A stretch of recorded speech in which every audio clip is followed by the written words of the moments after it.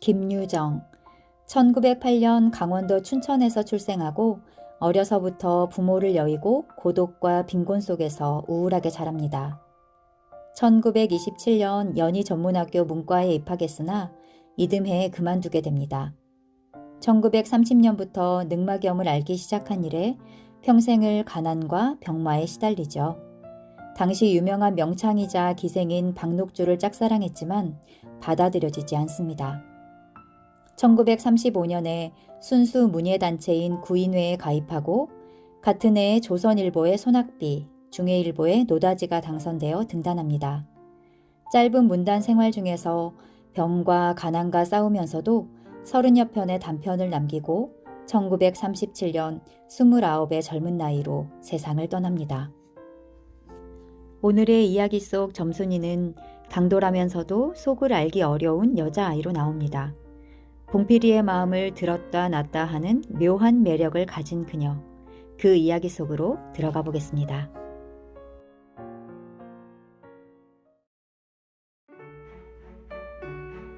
봄봄. 장인님, 인젠 내가 이렇게 뒤통수를 긁고 나이가 찼으니 성례를 시켜줘야 하지 않겠느냐고 하면 대답이 늘 이 자식아, 성례구 뭐구 미처 자라야지 하고 만다. 이 자라야 한다는 것은 내가 아니라 장차 내 아내가 될 점순이의 키 말이다. 내가 여기에 와서 돈 한 푼 안 받고 일하기를 3년 하고 꼬박 7달 동안을 했다. 그런데도 미처 못 자랐다니까. 이 키는 언제야 자라는 겐지 짜증 영문 모른다. 일을 좀 더 잘해야 한다든지 혹은 밥을 많이 먹는다고 노상 걱정이니까 좀 덜 먹어야 한다든지 하면 나도 얼마든지 할 말이 많다.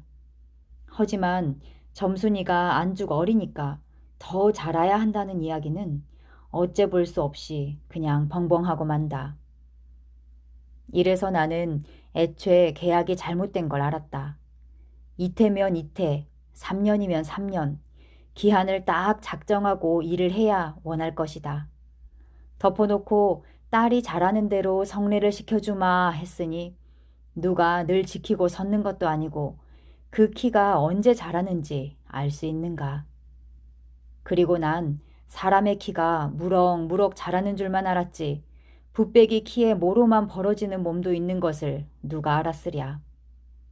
때가 되면 장인님이 어련하랴 싶어서 군소리 없이 꾸벅꾸벅 일만 해왔다. 그런 말이다. 장인님이 제가 다 알아채려서 참, 너 일 많이 했다. 고만 장가 들거라. 하고 살림도 내주고 해야 나도 좋을 것이 아니냐. 시치미를 딱 떼고 도리어 그런 소리가 나올까봐 지레 펄펄 뛰고 이 야단이다. 명색이 좋아 대릴사위지 일하기에 승겁기도 할 뿐더러 이건 참 아무것도 아니다. 숙맥이 그걸 모르고 점순이의 키 자라기만 까맣게 기다리지 않았나. 언젠가는 하도 갑갑해서 자를 가지고 덤벼들어서 그 키를 한번 재볼까 했다마는 우리는 장인님이 내외를 해야 한다고 해서 마주서 이야기도 한마디 하는 법 없다. 우물길에서 어쩌다 마주칠 적이면 겨우 눈어림으로 재보고 하는 것인데 그럴 적마다 나는 저만침 가서 재미 키두 하고 논둑에다 침을 퇴 뱉는다. 아무리 잘 봐야 내 겨드랑 다른 사람보다 좀 크긴 하지만 그 밑에서 너물락 말락 밤낮 요 모양이다. 개 돼지는 푹푹 크는데 왜 이리도 사람은 안 크는지 한동안 머리가 아프도록 궁리해 보았다. 아하, 물동이를 자꾸 이니까 뼈다귀가 움츠러드나 보다 하고 내가 넌짓넌짓이 그 물을 대신 길어도 주었다. 뿐만 아니라 나무를 하러 가면 선앙당에 돌을 올려놓고 점순이의 키 좀 크게 해줍소사. 그러면 다음엔 떡 갖다 놓고 고사 드립조니까 하고 치성도 한두 번 드린 것이 아니다. 어떻게 대먹은 킨지 이래도 막무가내니 그래, 내 어저께 싸운 것이지 결코 장인님이 밉다든가 해서가 아니다. 뭐를 붓다가 가만히 생각을 해보니까 또 승겁다. 이 벼가 자라서 점순이가 먹고 좀 큰다면 모르지만 그렇지도 못할 걸 내 심어서 뭘 하는 거냐. 해마다 앞으로 축 겁을 지는 장인님의 아랫배. 너무 먹은 걸 모르고 내병이라나. 그 배를 불리기 위하여 심곤 조금도 쉽지 않다. 아이고 배야. 난 물 붓다 말고 배를 쓰다듬으면서 그대로 논둑으로 기어올랐다. 그리고 겨드랑이에 꼈던 벼 담긴 키를 그냥 땅바닥에 털썩 떨어치며 나도 털썩 주저앉았다. 일이 암만 바빠도 나 배 아프면 고만이니까 아픈 사람이 누가 일을 하느냐. 파릇파릇 돋아오른 풀 한 숲을 뜯어들고 다리에 거머리를 쓱쓱 문태며 장인님의 얼굴을 쳐다보았다. 논 가운데에서 장인님도 이상한 눈을 해가지고 한참을 날 노려보더니 너 이 자식 왜 또 이래, 응? 배가 좀 아파서유.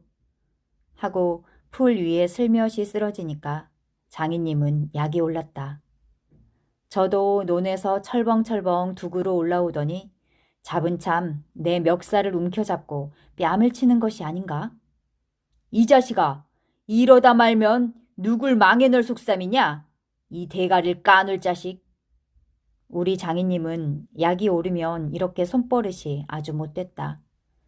또 사위에게 이 자식 저 자식 하는 이놈의 장인님은 어디 있느냐. 오죽해야 우리 동리에서 누굴 물론이고 그에게 욕을 안 먹는 사람은 명이 짜르다고 한다. 조그만 아이들까지도 그를 돌라 세워놓고 욕필이, 본 이름이 봉필이니까 욕필이 하고 손가락질을 할 만치 두루 인심을 잃었다. 허나 인심을 정말 잃었다면 욕보다 읍의 배 참봉댐 마름으로 더 잃었다. 버니 마름이란 욕 잘하고 사람 잘 치고 그리고 생김 생길 게 호박개 같아야 쓰는 거지만 장인님은 외양이 똑 됐다. 자기니 닭말이나 좀 보내든지 않는다든가 애벌론 때 품을 좀 안 준다든가 하면 그해 가을에는 영락없이 땅이 뚝뚝 떨어진다. 그러면 미리부터 돈도 먹이고 술도 먹이고 안달재신으로 돌아치던 놈이 그 땅을 슬쩍 돌라앉는다. 이 바람에 장인님 집 빈 외양간에는 눈깔 커다란 황소 한 놈이 절로 엉금엉금 기어들고 동리 사람은 그 욕을 다 먹어가면서도 그래도 굽신굽신 하는 게 아닌가. 그러나 내겐 장인님이 감히 큰 소리할 계제가 못 된다.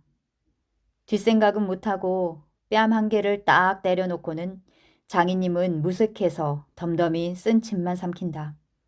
난 그 속을 퍽 잘한다. 조금 있으면 갈도 꺾어야 하고 모도 내야 하고 한창 바쁠 때인데 나 일 안 하고 우리 집으로 그냥 가면 고만이니까. 작년 이맘때도 트집을 좀 하니까 늦잠 잔다고 돌멩이를 집어던져서 자는 놈의 발목을 삐게 해놨다. 사날씩이나 건승 끙끙 앓았더니 종당에는 거반 울상이 되지 않았는가. 예, 그만 일어나 일 좀 해라. 그래야 올 가래 벼 잘 되면 너 장가 들지 않니? 그래, 귀가 번쩍 뛰어서 그날로 일어나서 남의 이틀 품 들일 논을 혼자 삶아놓으니까 장인님도 눈깔이 커다랗게 놀랐다. 그럼 정말로 가을에 와서 혼인을 시켜줘야 원 경호가 오지 않겠나? 볕섬을 척척 들여쌓아도 다른 소리는 없고 물동이를 이고 들어오는 점순이를 담배통으로 가리키며 이 자식아 미쳐 커야지 저걸 데리고 무슨 혼인을 한다고 그러니 원 하고 남 낯짝만 붉게 해주고 고만이다. 골김에 그저 이놈의 장인님 하고 대돌에다 메꽂고 우리 고향으로 내뺄까 하다가 꾹꾹 참고 말았다. 참말이지 난 이 꼴을 하고는 집으로 못 간다. 장가를 들러갔다가 오죽 못났어야 그대로 쫓겨왔느냐고 손가락질을 받을 테니까. 논둑에서 벌떡 일어나 한풀 죽은 장인님 앞으로 다가서며 난 갈 테야유. 그동안 사경, 천혜슈, 뭐? 너 사위로 왔지? 어디 머슴 살러 왔니? 그러면 얼찐 성례를 해줘야 안 하지요? 밤낮 부려만 먹고 해준다 해준다. 글쎄 내가 안 하는 거냐? 큰년이 안 크니까. 하고 얼음얼음 담배만 담으면서 늘 하는 소리를 또 늘어놓는다. 이렇게 따져나가면 언제든지 늘 나만 믿지고 만다. 이번엔 안 된다 하고 대뜸 구장님한테로 단판 가자고 소매자락을 내끌었다. 아, 이 자식이 왜 이래 어른을! 안 간다고 뻗디디고 이렇게 호령을 제 맘대로 하지만 장인님 제가 내 기운을 못 당한다. 막 부려먹고 딸도 안 주고 게다 땅땅 치는 건 다 뭐야. 그러나 내 사실 참 장인님이 미워서 그런 건 아니다. 그 전날 왜 내가 쇠고개 맞은 봉우리 화전밭을 혼자 갈고 있지 않았느냐. 밭 가생이로 돌 적마다 야릇한 꽃내가 물컥물컥 코를 찌르고 머리 위에서 벌들은 가끔 붕붕 소리를 친다.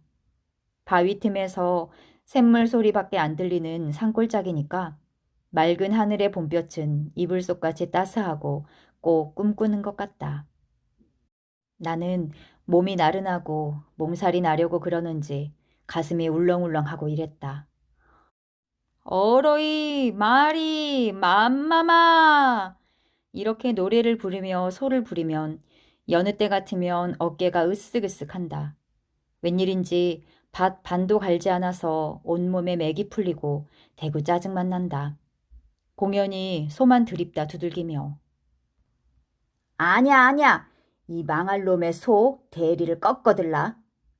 그러나 내 속은 정말 아냐 때문이 아니라 점심을 이고 온 점순이의 키를 보고 우라가 났던 것이다.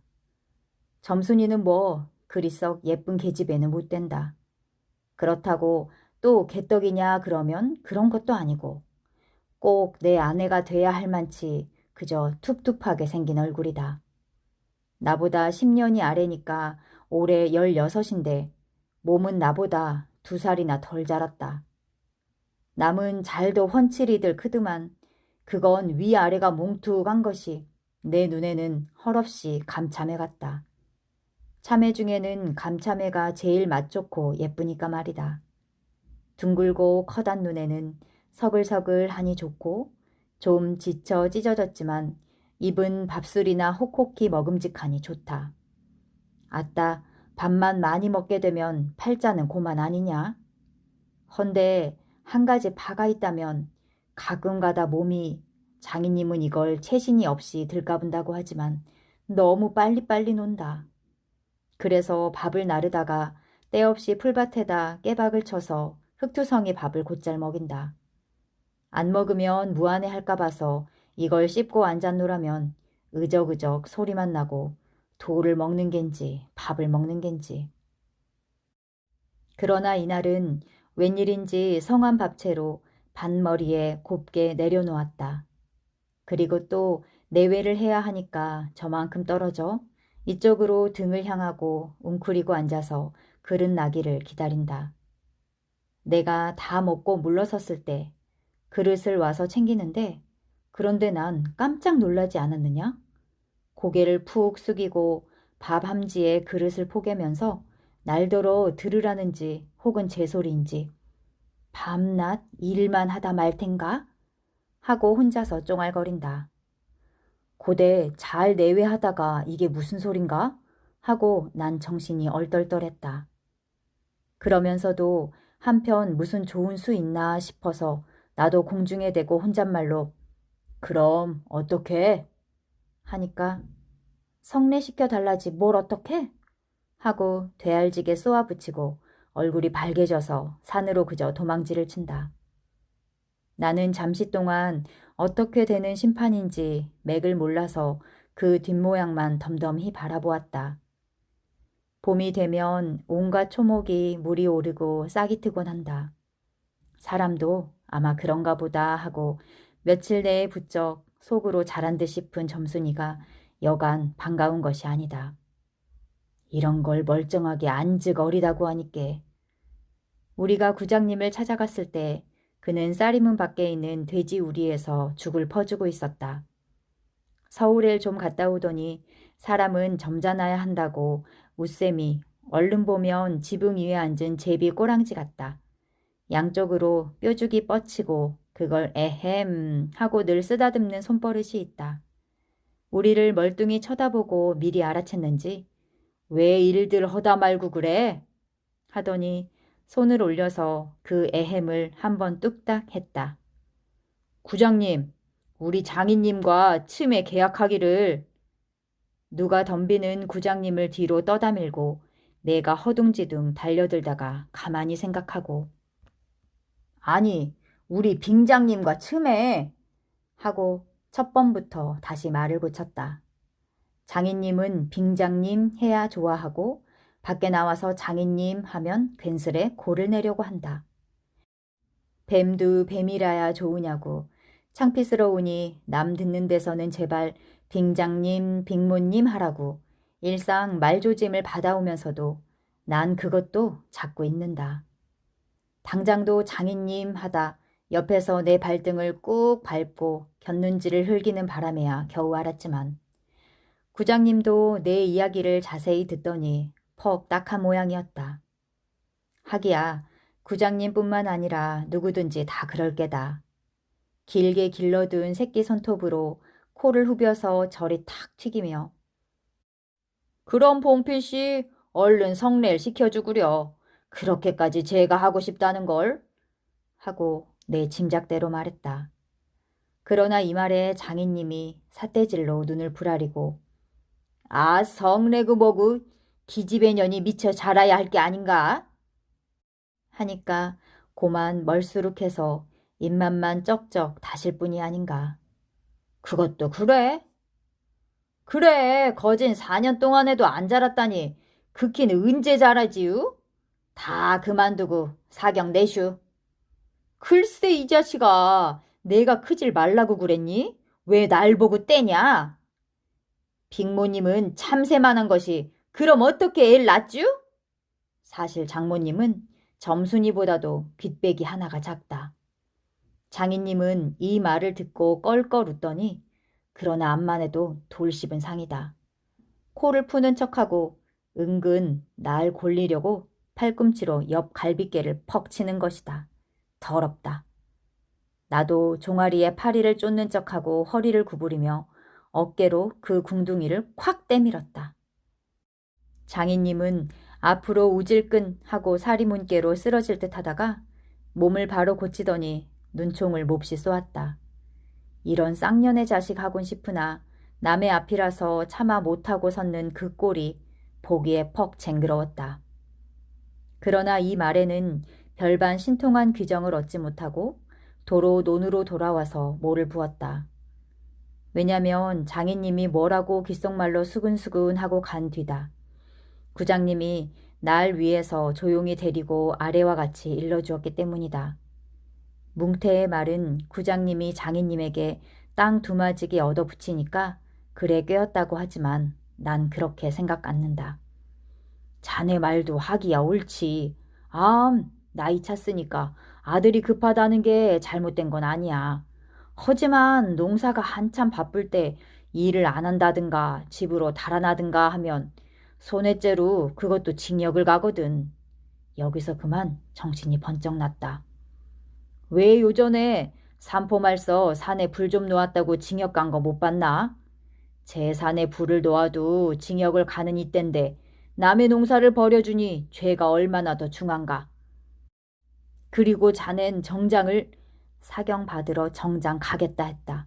간댔지만 그러면 괜시리 죄를 들쓰고 들어가는 걸세. 또 결혼도 그렇지. 법률에 성년이란 게 있는데 21가 돼야지 비로소 결혼을 할 수 있는 걸세. 자네 물론 아들이 늦을 걸 염려하지만 점순이로 말하면 인제 겨우 16이 아닌가. 그렇지만 아까 빙장님의 말씀이 올 가래는 12을 제치고서라도 성례를 시켜주겠다 하시니 좀 고마울 겐가? 빨리 가서 뭐 붙던 거나 마저 붙게. 군소리 말고 어서 가. 그래서 오늘 아침까지 끽소리 없이 왔다. 장인님과 내가 싸운 것은 지금 생각하면 전혀 뜻밖의 일이라 안 할 수 없다. 장인님으로 말하면 요즘학 자긴들에게 행세를 좀 하고 싶다고 해서 돈 있으면 양반이지 별게 있느냐? 하고 일부러 아랫배를 툭 내밀고 걸음도 뒤틀리게 걷고 하는 이 판이다. 이까짓 낯좀 두들기다 남의 땅을 가지고 모처럼 닦아놓았던 가문을 망친다든지 할 어른이 아니다. 또 나로 논지면 아무쪼록 잘 베서 점순이에게 얼른 장가를 들어야 하지 않느냐. 이렇게 말하자면 결국 어젯밤 뭉태네 집에 마실 간 것이 썩 나빴다. 낮에 구장님 앞에서 장인님과 내가 싸운 것을 어떻게 알았는지 대구 빈정거리는 것이 아닌가? 그래, 맞고도 그걸 그만둬? 그럼 어떡하니? 임마, 봉필일 모판에다 거꾸로 박아놓지 뭘 어떡해. 하고 괜히 내 대신 화를 내가지고 주먹질을 하다 등장까지 쳤다. 놈이 본시 괄괄은 하지만 그래놓고 날더러 석유값을 물라고 막지다우를 붙는다. 난 어안이 벙벙해서 잠자코 앉았으니까 저만 연실 짓거리는 소리가 밤낮 일만 해주고 있을 테냐? 영득이는 1년을 살고도 장갈 들었는데 넌 4년이나 살고도 더 살아야 해? 네가 세 번째 사위인 줄이나 아니? 세 번째 사위? 남의 일이라도 분하다 이 자식아. 우물에 가 빠져 죽어. 나중에는 겨우 손톱으로 목을 따라고까지 하고 제 아들같이 함부로 훅닥이었다. 별의별 소리를 다해서 그대로 옮길 수는 없으나 그 줄거리는 이렇다. 우리 장인님이 딸이 셋이 있는데 맏딸은 재작년 가을에 시집을 갔다. 정말은 시집을 간 것이 아니라 그 딸도 대릴 사위를 해가지고 있다가 내보냈다. 그런데 딸이 10살 때부터 19, 즉 10년 동안 대릴 사위를 갈아들이기를 동리에선 사위 부자라고 이름이 났지만은 14놈이란 참 너무 많다. 장인님이 아들은 없고 딸만 있는 고로 그 다음 딸을 대릴 사위를 해올 때까지는 부려먹지 않으면 안 된다. 물론 머슴을 두면 좋지만 그건 돈이 드니까 일 잘하는 놈을 고르느라고 연팡 바꿔드렸다. 또 한편 놈들이 욕만 줄창 퍼붓고 심의도 부려먹으니까 벨이 상해서 달아나기도 했겠지. 점순이는 둘째 딸인데 내가 일테면 그 세 번째 대릴 사위로 들어온 셈이다. 내 담으로 네 번째 놈이 들어올 것을 내가 일도 참 잘하고 그리고 사람이 좀 어수룩하니까 장인님이 잔뜩 붙들고 놓질 않는다. 셋째 딸이 인제 6살, 적어도 10살은 돼야 대릴 사위를 할 테므로 그동안은 죽도록 부려먹어야 된다. 그러니 인제는 속 좀 차리고 장가를 들여달라고 때를 쓰고 나자빠져라 이것이다. 나는 건으로 엉엉하며 귓등으로 들었다. 뭉태는 땅을 얻어붙이다가 떨어진 뒤로는 장인님만 보면 공연히 못 먹어서 으르렁거린다. 그것도 장인님이 저 달라고 할 적에 제 집에서 위한다는 그 감투, 예전에 원님이 쓰던 것이라나 옆구리에 뽕뽕 좀먹은 걸레를 선뜻 주었더라면 그럴 리도 없었던 걸. 그러나 나는 뭉태란 놈의 말을 전수히 고지 듣지 않았다. 꼭 고지 들었다면 간밤에 와서 장인님과 싸웠지 무사히 있었을 리가 없지 않은가. 그러면 딸에게까지 인심을 잃는 장인님이 혼자 나빴다. 실토이지 나는 점순이가 아침상을 가지고 나올 때까지는 오늘은 또 얼마나 밥을 담았나 하고 이것만 생각했다. 상에는 된장찌개하고 간장 한 종지, 조밥 한 그릇, 그리고 밥보다 더 수부룩하게 담은 산나물이 한 대접, 이렇다. 나물은 점순이가 틈틈이 해오니까 2대접이고 4대접이고 멋대로 먹어도 좋으나 밥은 장인님이 한 사발 외엔 더 주지 말라고 해서 안 된다. 그런데 점순이가 그 상을 내 앞에 내려놓으며 제 말로 짓거리는 소리가 구장님한테 갔다 그냥 온담 그래? 하고 엊그제 산에서와 같이 되우 쫑알거린다. 따는 내가 더 단단히 덤비지 않고 만 것이 좀 어리석었다. 속으로 그랬다. 나도 저쪽 벽을 향하여 외면하면서 내 말로 안 된다는 걸 그럼 어떡한담? 하니까 쇠물 잡아채지 그냥 둬? 이 바보야. 하고 또 얼굴이 빨개지면서 성을 내며 안으로 셀쭉하니 튀들어가지 않느냐. 이때 아무도 본 사람이 없기에 망정이지. 보았다면 내 얼굴이 어미 잃은 황새 새끼처럼 가엾다 했을 것이다.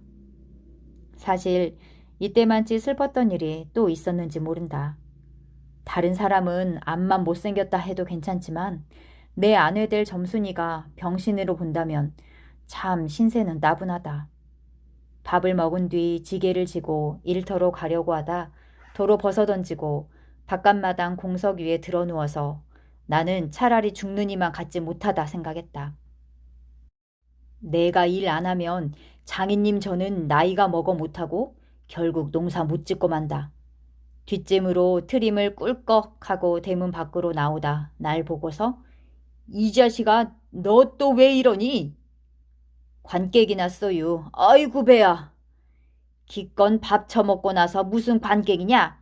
남의 농사 버려주면 이 자식아 징역 간다 봐라. 가도 좋아요. 아이고 배야. 참말 난 일 안 해서 징역 가도 좋다 생각했다. 일 후 아들을 낳아도 그 앞에서 바보 바보 이렇게 별명을 들을 테니까 오늘은 10쪽이 난데도 결정을 내고 싶었다. 장인님이 일어나라고 해도 내가 안 일어나니까 눈에 독이 올라서 저편으로 힝하게 가더니 지게 막대기를 들고 왔다. 그리고 그걸로 내 허리를 마치 돌 떠넘기듯이 쿡 찍어서 넘기고 했다. 밥을 잔뜩 먹고 딱딱한 배가 그럴 적마다 퉁겨지면서 배창이 꼿꼿한 것이 여간 캥기지 않았다. 그래도 안 일어나니까 이번엔 배를 지게 막대기로 위에서 쿡쿡 찌르고 발길로 옆구리를 차고 했다. 장인님은 원체 심정이 굳어서 그러지만 나도 저만 못하지 않게 배를 채웠다. 아픈 것을 눈을 꽉 감고 넌 해라 난 재미난 듯이 있었으나 볼기짝을 후려갈길 적에는 나도 모르는 결에 벌떡 일어나서 그 수염을 잡아챘다마는 내 골이 난 것이 아니라 정말 아까부터 부엌뒤 울타리 구멍으로 점순이가 우리들의 꼴을 몰래 엿보고 있었기 때문이다. 가뜩이나 말 한마디 톡톡히 못한다고 바보라는데 몇 가지 잠자코 맞는 걸 보면 짜정 바보로 알 게 아닌가? 또 점순이도 미워하는 이까진 놈의 장인님 나곤 아무것도 안 되니까 막 때려도 좋지만 사정 보아서 수염만 채고 제 원대로 했으니까 이때 점순이는 퍽 기뻤겠지. 저기까지 잘 들리도록 이걸 까셀라부다 하고 소리를 쳤다. 장인님은 더 약이 바싹 올라서 잡은 참 지게 막대기로 내 어깨를 그냥 내려 갈겼다. 정신이 다 아찔하다. 다시 고개를 들었을 때 그때엔 나도 온몸에 약이 올랐다. 이 녀석의 장인님을? 하고 눈에서 불이 퍽 나서 그 아래 밭에 있는 넝 아래로 그대로 때밀어 굴려버렸다. 조금 있다가 장인님이 씩 하고 한번 해보려고 기어오르는 걸 얼른 또 때밀어 굴려버렸다.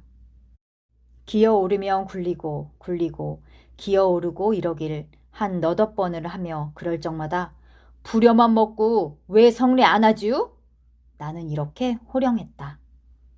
하지만 장인님이 선뜻 오냐 내일이라도 성례시켜주마 했으면 나도 성가신 걸 그만두었을지 모른다.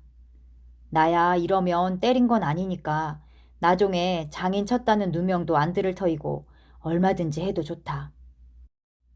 한 번은 장인님이 헐떡헐떡 기어서 올라오더니 내 바지가랑이를 요렇게 노리고서 단박 움켜쥐고 매달렸다. 악 소리를 치고 나는 그만 세상이 다 팽글을 도는 것이 빙장님! 이 자식 잡아먹어라 잡아먹어! 할아버지 살려줍시오 할아버지! 하고 두 팔을 허둥지둥 내질 적에는 이마에 진땀이 쭉 내솟고 이젠 참으로 죽나보다 했다. 그래도 장인님이 놓질 않더니 내가 기어이 땅바닥에 쓰러져서 거진 까무러치게 되니까 놓는다. 더럽다, 더럽다. 이게 장인님인가? 나는 한참을 못 일어나고 쩔쩔맸다. 그러다 얼굴을 드니 눈에 참 아무것도 보이지 않았다. 사지가 부르르 떨리면서 나도 엉금엉금 기어가 장인님의 바짓가랑이를 꽉 움키고 잡아 낚았다. 내가 머리가 터지도록 매를 얻어맞은 것이 이 때문이다. 그러나 여기가 또한 우리 장인님이 유달리 착한 곳이다. 여느 사람이면 사경을 주어서라도 당장 내쫓았지 터진 머리를 불솜으로 손수 지져주고 호주머니에 희연 한 봉을 넣어주고 그리고 올 가랜 꼭 성례를 시켜주마. 암만 말고 가서 뒷골에 콩밭이나 얼른 갈아라. 하고 등을 두덕여줄 사람이 누구냐. 나는 장인님이 너무나 고마워서 어느덧 눈물까지 났다. 점순이를 남기고 인젠 내쫓기려니 하다 뜻밖의 말을 듣고 빙장님 인제 다시는 안 그러겠어요 하고 맹세를 하며 부랴사랴 지게를 지고 일터로 갔다. 그러나 이때는 그걸 모르고 장인님을 원수로만 여겨서 잔뜩 잡아당겼다. 이놈아! 놔라! 놔! 장인님은 햇손질을 하며 솔개미에 챈 달개 소리를 연해 질렀다. 놓긴 왜? 이왕이면 호되게 혼을 내주리라 생각하고 짓궂이 더 댕겼다마는 장인님이 땅에 쓰러져서 눈에 눈물이 핑 도는 걸 알고 좀 겁도 났다. 할아버지 놔라 놔 이래도 안 되니까 예 점순아 이 악장에 안에 있었던 장모님과 점순이가 헐레벌떡하고 단숨에 뛰어왔다. 나의 생각에 장모님은 제 남편이니까 역성을 할릴지는 모른다. 그러나 점순이는 내 편을 들어서 속으로 고소해서 하겠지? 대체 이게 웬 속인지 지금까지도 난 영문을 모른다. 아버지를 혼내주기는 제가 내려놓고 이제 와서는 달겨들며 에그머니 이 망할 게 아버지를 죽이네? 하고 내 귀를 뒤로 잡아당기며 마냥 우는 것이 아니냐. 그만 여기에 기운이 탁 꺾이어 나는 얼빠진 등신이 되고 말았다. 장모님도 덤벼들어 한쪽 귀마저 뒤로 잡아채면서 또 우는 것이다. 이렇게 꼼짝 못하게 해놓고 장인님은 지게 막대기를 들어서 사문 내리조겼다. 그러나 나는 구태여 피하려지도 않고 암만 해도 그 속 알 수 없는 점순이의 얼굴만 멀거니 들여다보았다. 이 자식 장인 입에서 할아버지 소리가 나오도록 해?